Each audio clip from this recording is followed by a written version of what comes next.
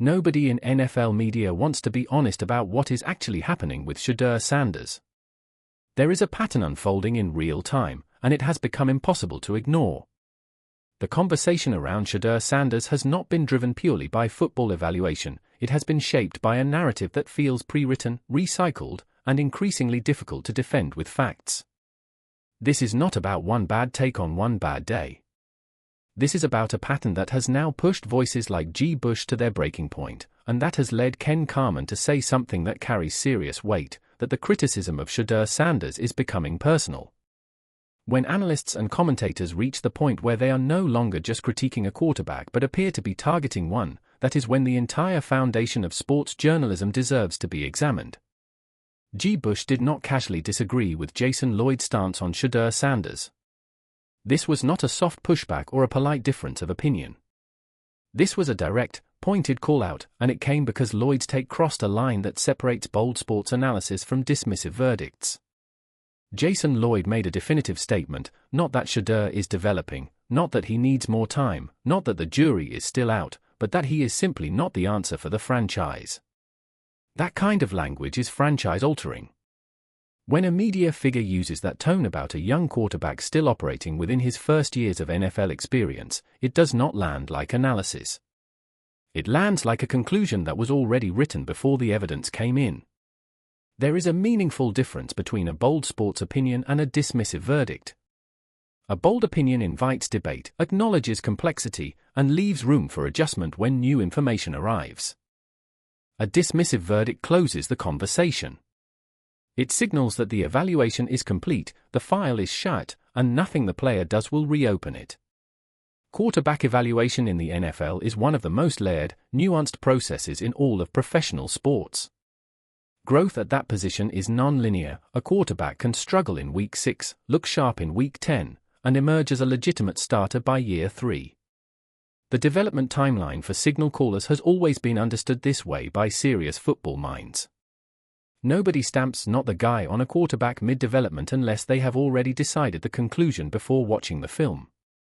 The mid-season performance that became Jason Lloyd's primary exhibit in the case against Shedeur was, at its core, a human performance. It was not disastrous. It was not a meltdown. There were some misreads, some timing issues, some of the normal adversity that every young quarterback in the NFL faces while adjusting to the speed and complexity of the professional game. But that one game was treated like confirmation of a pre-existing belief. The headlines felt prepared. The commentary felt rehearsed. Every great quarterback in NFL history has ugly tape. MVPs have had rough Sundays. Hall of Famers have had bad second seasons. The difference is that those performances were contextualized within a broader arc of evaluation, not pulled out and used as proof of permanent limitation. What happened with Shedeur was a textbook example of confirmation bias, watching to confirm mistakes rather than to evaluate growth. Confirmation bias in sports media refers to the tendency of analysts to seek out information that supports a previously held conclusion while dismissing evidence that challenges it. Then came the bounce back. Shedeur Sanders responded. The reads were clean. The timing was crisp. There was command in the pocket, a calmness under pressure, and the kind of composure that coaches and scouts associate with quarterbacks who have a future in this league. He did not respond on social media. He did not give a frustrated post-game quote that could be clipped and recycled. He answered with performance, which is exactly what you want from a franchise quarterback under scrutiny. When a young player is publicly doubted and he responds by playing well, that moment is a test, not for the player, but for the analysts who doubted him. The question becomes, what does a critic do when the player answers loudly? The options are straightforward. Reassess the evaluation. Acknowledge that the judgment may have been premature. Update the analysis based on the new evidence. Instead, the criticism shifted. This is where the concept of moving goalposts becomes the central issue. After the bounce-back game, the criticism of Shedeur Sanders did not disappear. It evolved. It moved from not the answer to mechanics. Then from mechanics to posture. Then from posture to arm angle. Then to body alignment. The categories kept changing every time performance improved. Moving goalposts is a logical fallacy where the criteria for success are changed after progress is made toward the original criteria. Why did mechanics suddenly become a headline after wins rather than after losses? Mechanics matter in quarterback evaluation, nobody disputes that, but the timing of when those concerns are raised and how prominently they are featured tells you something about the intent behind the analysis. This is where G. Bush pushed back hardest, and it is where the intellectual foundation of the criticism begins to collapse. When the measure of success keeps shifting every time a player clears the bar, it stops being evaluation. It becomes something else entirely. The media ecosystem in which this pattern thrives is worth examining directly. Outrage drives engagement in the digital age of sports media. Extreme takes generate more comments than measured analysis. Negativity creates more clicks than nuanced breakdowns. The cycle operates on a predictable loop: publish a negative take, wait for fan backlash, double down on the original stance, watch the engagement spike, and repeat. According to multiple studies on digital media consumption, negative content generates significantly higher engagement rates than neutral or positive content across social media platforms. When that cycle becomes the business model, the criticism stops feeling analytical and starts feeling manufactured. This is not an accusation, it is pattern recognition. And when a young NFL quarterback becomes the repeated subject of that cycle, the distinction between journalism and content generation matters enormously. The new season arrived with a clean slate, a fresh off-season, and a training camp that had not yet fully gotten underway. Yet the doubt was already circulating before Shedeur had taken a single competitive snap. Questions about whether he would even hold his starting position were being raised before a single preseason game had been played. Preseason evaluations of quarterbacks are standard practice in the NFL, but questions about a starter's job security before preseason games begin are considered highly premature by most coaching and personnel standards. Reviewing a film before it finishes shooting is not criticism, it is prejudgment. There is a fundamental difference between premature skepticism and earned evaluation based on actual evidence. The timing of the doubt raised about Shedeur before the new season suggested that the conclusions were not being drawn from observation. They were being brought into the season already formed.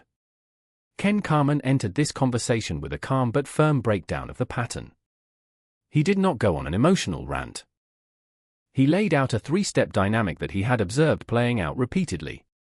First, a negative statement about Shedeur Sanders. Second, a strong fan reaction to that statement. Third, an escalation of the original criticism rather than any acknowledgement of pushback. But Carman went deeper than just documenting the cycle. He introduced a heavier element into the conversation by suggesting that what was driving the escalation was not purely analytical disagreement, it was personal dislike. That is not a small claim. When a media analyst suggests that another media figure's coverage of a player is being shaped by personal feelings rather than professional evaluation, that changes the credibility stakes of every take that figure has produced. It is worth sitting with that for a moment, because it reframes the entire history of the coverage. How does personal bias seep into sports coverage? It rarely announces itself. It shows up in tone. It appears in how questions are framed. It is present in which statistics get emphasized and which ones get ignored. It lives in the difference between saying a quarterback struggled under pressure and saying he looked completely lost. Both sentences might describe the same play, but one is descriptive and one is editorial. Objectivity in sports media does not require a journalist to like a player. It requires consistency. The same standards applied to Shedeur Sanders need to be applied to every quarterback in the NFL at a comparable stage of development. Once personal emotion enters the evaluation, once the coverage of one player carries a different emotional charge than the coverage of others at the same position, credibility erodes. Media credibility research consistently shows that perceived bias in coverage significantly reduces audience trust in an outlet or individual journalist. The locker room angle matters here too. If Shedeur Sanders were a toxic presence in the building, that would be legitimate and important reporting. If teammates were divided over his leadership, if there were friction leaks coming from anonymous sources inside the organization, those things would be serious and worth examining. But none of that exists in this situation. There are no reports of internal chaos. There are no anonymous sources describing a fractured team environment. The public support from teammates and organizational figures has been consistent. You cannot fake locker room backing in the NFL. Players talk, agents talk, beat reporters develop sources, and dysfunction surfaces. It always does. The absence of those reports is itself evidence. If character and team chemistry are not legitimate concerns, then the ongoing criticism must be evaluated on its remaining merits, and those merits have been shrinking with every game Shedeur plays. Strip away all the noise and lay out the facts plainly. Shedeur Sanders stepped into an NFL starting role under significant public pressure and media scrutiny. He improved over the course of the season. He handled extraordinary criticism without a public meltdown. He did not spiral off the field or create distractions in the building. By any reasonable standard of evaluation for a quarterback in the early stages of his NFL career, that trajectory represents progress. NFL quarterback development research shows that first- and second-year quarterbacks who demonstrate improvement from early season to late season performance have a statistically higher probability of long-term success than those with flat or declining trajectories. The question that needs to be asked directly is this: if growth and improvement do not shift the narrative, what exactly would? If the conclusion was already written, then the evidence was never really part of the process. Players are evaluated every single week in the NFL. Every completion percentage, every passer rating, every fumble and interception is documented, analyzed, and used to form judgments about their futures. Media figures face none of that accountability. Predictions are made and forgotten. Verdicts are issued and quietly abandoned. When a player proves a take wrong, the analyst rarely issues a public correction or acknowledgement. The fans, however, do not forget. The audience for NFL media tracks takes, remembers predictions, and notices when apologies and corrections fail to arrive. Recycling the same doubt about a player who has already answered that doubt once does not come across as rigorous journalism.